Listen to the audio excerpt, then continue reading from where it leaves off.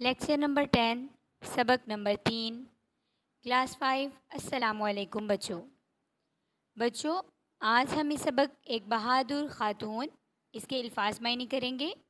آپ لوگ اپنی کاپیز کا پیج بالکل اسی طرح سے پلان کر لیں جس طرح سے آپ کو اسکرین پر دکھائی دے رہا ہے۔ بیٹا کاپی ورک جو ہے وہ آپ لوگ مارکر اور پین کے ساتھ کریں گے۔ چلیں بچوں شروع کرتے ہیں۔ پہلا لفظ ہے لبریز۔ لبریز بھرا ہوا۔ لبریز اس کا معنی ہے بھرا ہوا۔ نیکسٹ لفظ ہے ذوق عبادت۔ اس کا معنی ہے عبادت کا شوق۔ ذوق عبادت اس کا معنی ہے عبادت کا شوق۔ تیسرا لفظ ہے سعادت۔ اس کا معنی ہے خوش نصیبی۔ خوش نصیبی۔ سعادت کا معنی لکھیں خوش نصیبی۔ نیکسٹ ورڈ بے حرمتی۔ اس کا معنی ہے بے عزتی۔ بے عزتی۔ بے حرمتی کا معنی بے عزتی۔ نیکسٹ شکست۔ اس کا معنی لکھیں ہار۔ شکست اس کا معنی لکھیں ہار۔ نیکسٹ ورڈ ہے قوت ایمانی۔ اس کا معنی لکھیں ایمان کی قوت۔ ایمان کی قوت۔ نیکسٹ مجمع۔ ہجوم یا بھیڑ۔ ہجوم یا بھیڑ۔ آخری لفظ ہے ہمارا جوک در جوک۔ جوک در جوک۔ اس کا معنی لکھیں گروہ در گروہ۔ جوک در جوک کا معنی لکھیں گروہ در گروہ۔